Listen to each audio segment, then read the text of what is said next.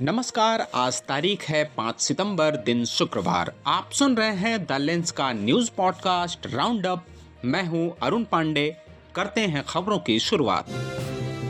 कर्नाटक में होने वाले पंचायत और निकाय चुनाव बैलेट पेपर से होंगे, यानी ईवीएम का इस्तेमाल नहीं होगा। यह फैसला राज्य सरकार ने किया है। कानून मंत्री एच.के. पाटिल का कहना है कि ईवीएम पर लोगों का भरोसा कम हो रहा है, इसलिए यह कदम उठाया गया है। यह निर्णय ऐसे समय में आया जब कांग्रेस नेता राहुल गांधी वोट चोरी के आरोप लगा रहे हैं। मीडिया खबरों के मुताबिक राज्य निर्वाचन आयोग भी इस फैसले के साथ है और मतदाता सूचियों को तैयार करने में जुटा है। सूत्रों के मुताबिक 15 साल पुरानी ईवीएम को नष्ट किया जा रहा है। बेंगलुरु के निकाय चुनाव में भी बैलेट पेपर का उपयोग होगा। हालांकि इसके लिए सरकार को अतिरिक्त खर्च और संसाधन जुटाने होंगे।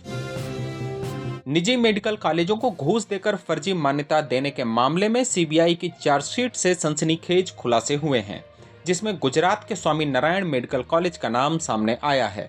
कॉलेज से जुड़े स्वामी भक्त वत्सल दास ने रायपुर के रावतपुरा मेडिकल कॉलेज में सीट बढ़ाने के लिए 50 लाख की रिश्वत डील कराई। सीबीआई के मुताबिक रावतपुरा कॉलेज के डायरेक्टर अतुल तिवारी ने स्वामी भक्त वत्सल दास से बात की और इसकी जानकारी रविशंकर महाराज उर्फ रावतपुरा सरकार को दी। तिवारी ने भक्त वत्सलदास को स्वामी जी कहकर संबोधित किया। चार्जशीट में खुलासा हुआ कि तिवारी ने पंकज नथवानी से नेशनल मेडिकल काउंसिल के निरीक्षण दल की गोपनीय जानकारी देने वाले शख्स का नंबर मांगा, जिसके बाद नथवानी ने भक्त वत्सलदास का नंबर दिया।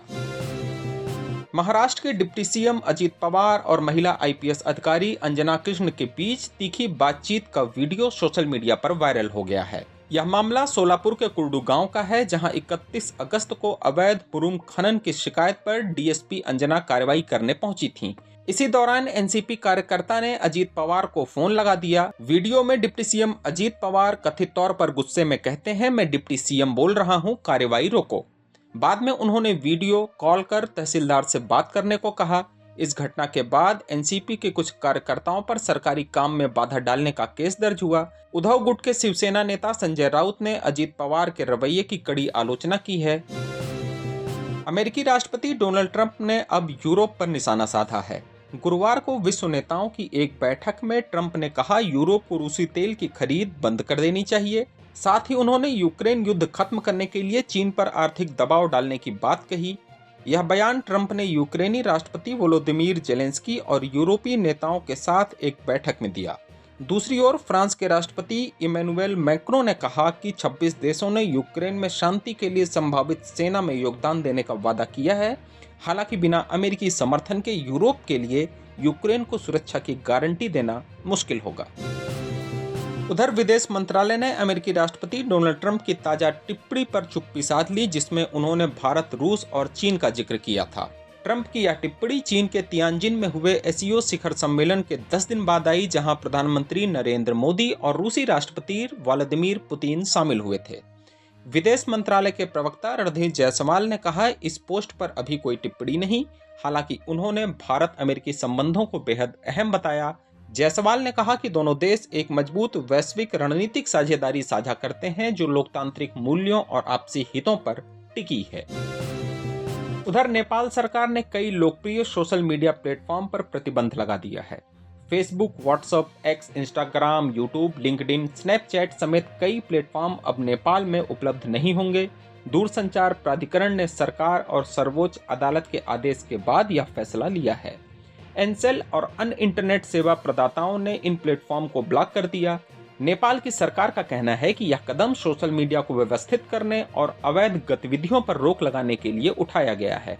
आपको बता दें कि पिछले साल टिकटॉक पर भी ऐसा ही प्रतिबंध लगा था, लेकिन गाइडलाइंस मानने के बाद उनका संचालन दोबारा शुरू हुआ। भारतीय शेयर बाजार ने शुक्रवार को उतार चढ़ाव भरे सत्र के बाद सपाट मंदी देखी। शुरुआती कारोबार में भारी बिकवाली के बाद बाजार ने दोपहर में वापसी की।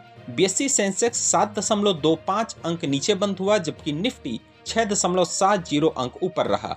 जीएसटी काउंसिल की बैठक के बाद निवेशकों का मूड मिला जुला रहा। कुछ सेक्टर्स में मुनाफा वसूली और वैश्विक चिंताओं से बाजार में अस्थिरता रही। ऑटो शेयरों में 1% से ज्यादा की तेजी देखी गई क्योंकि वाहनों पर जीएसटी दरें कम हुई हैं, लेकिन आईटी और कंज्यूमर सेक्टर कमजोर रहे। मिड और स्मॉल कैप सूचकांकों में 0.3% की मामूली बढ़त दर्ज हुई। विशेषज्ञों का कहना है कि बाजार अब स्थिरता की ओर बढ़ सकता है, इसलिए निवेशक सावधानी और जोखिम प्रबंधन पर ध्यान दें। और आखिर में जरा हटके में खबर मुर्गी के नीले अंडे की। कर्नाटक के दावरगेड़े जिले के नेल्लोर गांव में एक मुर्गी ने सबको हैरान कर दिया। क्यों? क्योंकि इस मुर्गी ने दिया है नीला अंडा। सैयद नूर इस मुर्गी के मालिक हैं। वो बताते हैं कि उनकी 2 साल की असील नस्ल की मुर्गी हर दिन सफेद अंडे देती थी, लेकिन हाल ही में उसने नीला अंडा दिया। खबर फैली तो लोग सैयद के घर इस अनोखे अंडे को देखने के लिए उमड़ पड़े। वैज्ञानिक भी इस नीले अंडे से हैरान हैं। कर्नाटक वेटेरिनरी यूनिवर्सिटी के प्रोफेसर मोहम्मद नदीम कहते हैं, ये यकीन करना मुश्किल है। आमतौर पर मुर्गियां सफेद या भूरे या काले रंग के अंडे देती हैं, लेकिन ये तो नीला है। ये दुर्लभ है। पशु चिकित्सा विभाग के डॉक्टर अशोक कुमार पक्के तौर पर कुछ कहने से पहले इस मुर्गी की निगरानी कर रहे हैं, ताकि अगला नीला अंडा सामने आए तो जांच हो सके। तब तक सैयद नूर ने उस नीले अंडे को फ्रिज में संभाल कर रखा है। तो आज के लिए बस इतना ही। कल होगी फिर मुलाकात नई खबरों के साथ। खबरों को विस्तार से पढ़ने के लिए हमारी वेबसाइट thelens.in पर विजिट करें।